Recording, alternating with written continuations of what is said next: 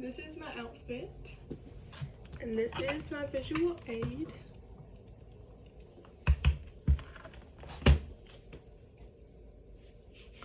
Alrighty. Dr. Martin Luther King Jr. was an inspirational African American who led the civil rights movement.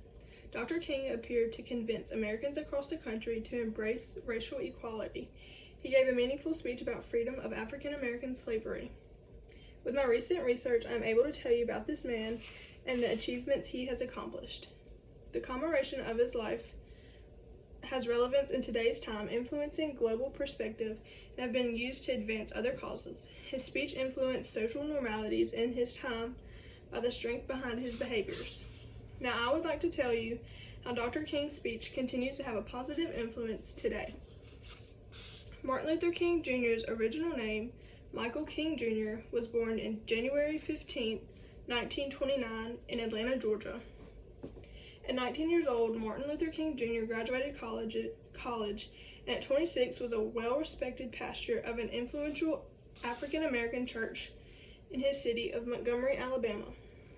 According to Martin Luther King Jr., civil rights leader, he was a subject to discrimination due to his race. King has been forced from certain seats on the bus if a white person happened to want it. At this point in time, African Americans were just not granted the same rights as white people were. After Rosa Parks was arrested and fined for not wanting to give up her seat on the bus, King and many others were ready to take a stand and fight for equality.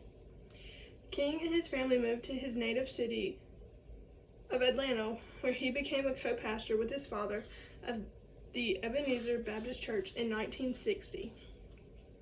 At this point, King devotes most of his time in the SCLC and the civil rights movement. In 1963, King was arrested for participating in a campaign to end segregation.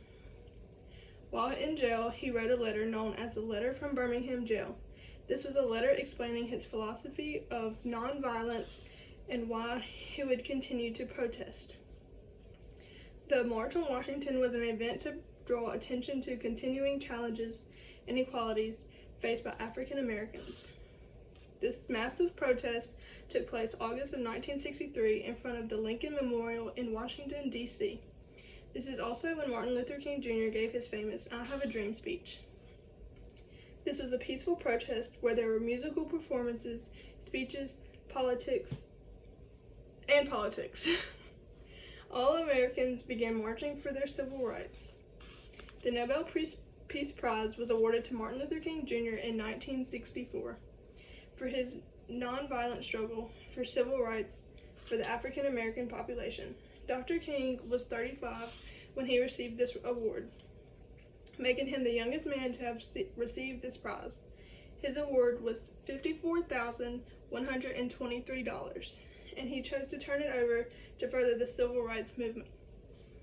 On the evening of April 4th, 1968, while standing on the balcony of his motel, he was assassinated. To conclude, I would like to state how all of this inspires me. In conclusion, Dr. Martin Luther King Jr.'s speech has opened the door for a substantial reduction in racism in our nation. He has also ended the idea of every person of race, gender, and religion to be treated the same. Dr. King once said, "In the end, we will remember not the words of our enemies, but the silence of our friends."